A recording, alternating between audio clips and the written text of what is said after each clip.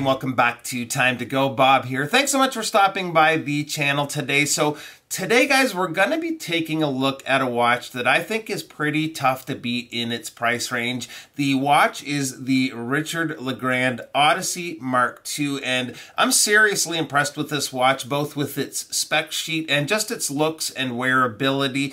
At the cost of under $300 US, I think they've really jammed a lot into this watch. So let's spin the camera around and check it out.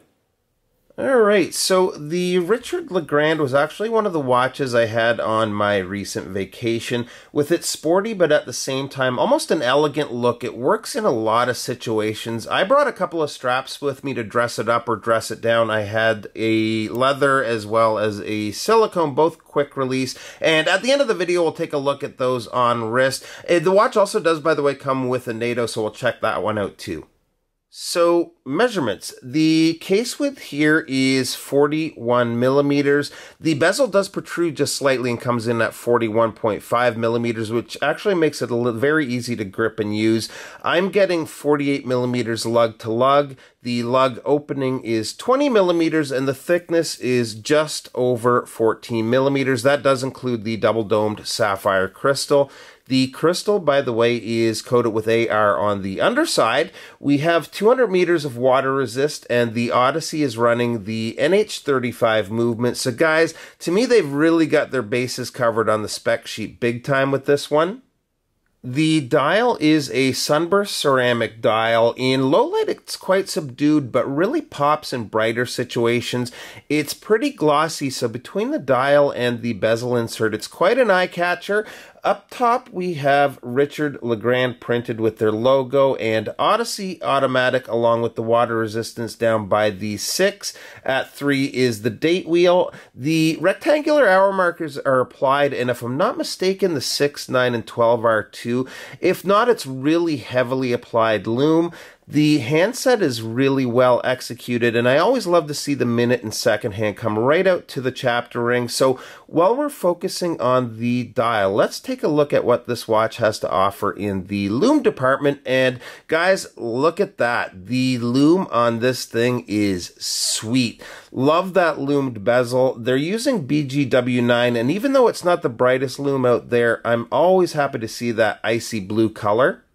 The bezel, by the way, has a sapphire insert. It is coin edge for very easy grip. Again, the fact that it protrudes just slightly from the case helps with that as well. The action is excellent on the bezel. One odd thing, though, it's not a 60 or a 120 click bezel. It's actually a 90 click bezel, making it a 7.5 clicks per 5 minutes. So if you look here, 1, 2, 3, 4, 5, 6, 7... and then there would be another half of a click there, but I can't remember seeing that before. It's still precise enough for anything that I'll be timing. Otherwise, it's really nice to use and no alignment issues. The watch is almost completely brushed other than the polished beveled edges at the lugs. I think that was a really good call with that shine and sheen of the dial and bezel. More polishing might have made the watch a little bit too blingy. The crown is a screw-down crown signed with RL, and another cool touch with this watch, and it just gives you that something extra you don't often see with watches this price, is that case back. It's a really deeply pressed, nice polished finish on the symbol there with the diver's helmet and anchors. The bracelet, by the way, is also completely brushed. We do have solid end links. It tapers down to 18 millimeters at the clasp for an ultra comfy fit. The clasp is milled and signed with LeGrand. Plenty of micro adjusts. Really nothing bad to say about it. So let's pop it on here. Alright, so here it is on steel, and guys, this wears like a dream. It is ultra comfy, looks so good. If you check out their site, there's a blue dialed version that looks really nice too. So I'm trying to think of negatives, but considering the price, I'm having a hard time coming up with some. I guess the big one would be the 90 click bezel would be much better with 60 or 120, but otherwise at $300, this is again pretty tough to beat. So let me show it to you on a couple different straps. And here is the spare NATO that it comes with. It's always nice to get the extras with these watches, and this is a good one. It's a seatbelt style. It's a little bit of a thicker one, but a really good quality feeling NATO, so, and looks good on the watch too. So on to the next one. Alright, so here it is on silicone, and on our trip when I was wearing this through the day around the pool, I had it on this black Barton Elite silicone. Looks great. These are really, really nice straps, and they're very affordable too. So just a quick look here. Let's dress it up on some leather.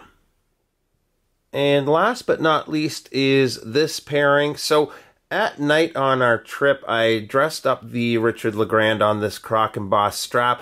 I think this one was from Desari. I believe I picked it up on Amazon. Both this and the Barton are quick release and made the watch a really versatile watch to travel with. I brought multiple watches but could have easily gotten away with just one.